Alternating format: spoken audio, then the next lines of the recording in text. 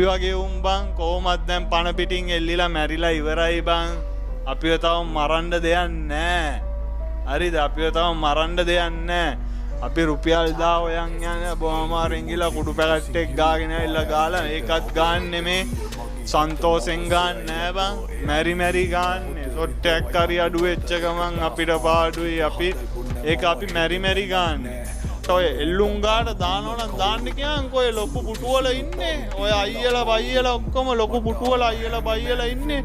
උන්ව දෙන්නයි දාන්න ඕනේ.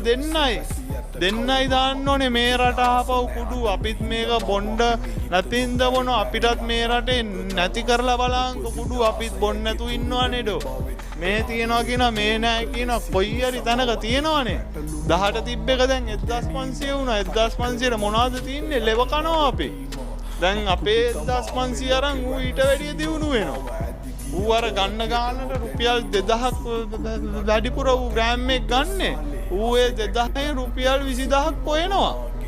අපි 500ක් තව ණය වෙනවා. ඌ ඒකෙන් 20000ක් හොයනවා.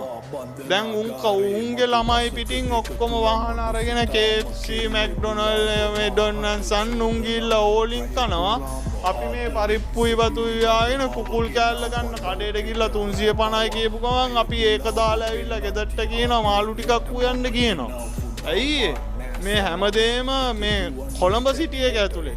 දැන් මේක ඉස්සර කොළඹ විතරයි තිබ්බේ. දැන් මේ ගමවල වල හැම තැනම තියෙනවා කුඩු කියන වසංගතේ. ඇයි එහෙම තියෙන්නේ?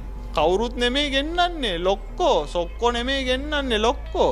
හැමදේම පවතින්නේ මචං හොඳ නරක තුල. ඒ වුණත් මේකේ ඉන්න උන්ගේ තියෙන තෘෂ්ණාව විතරයි බං. ඒකයි ඇත්ත කතාව.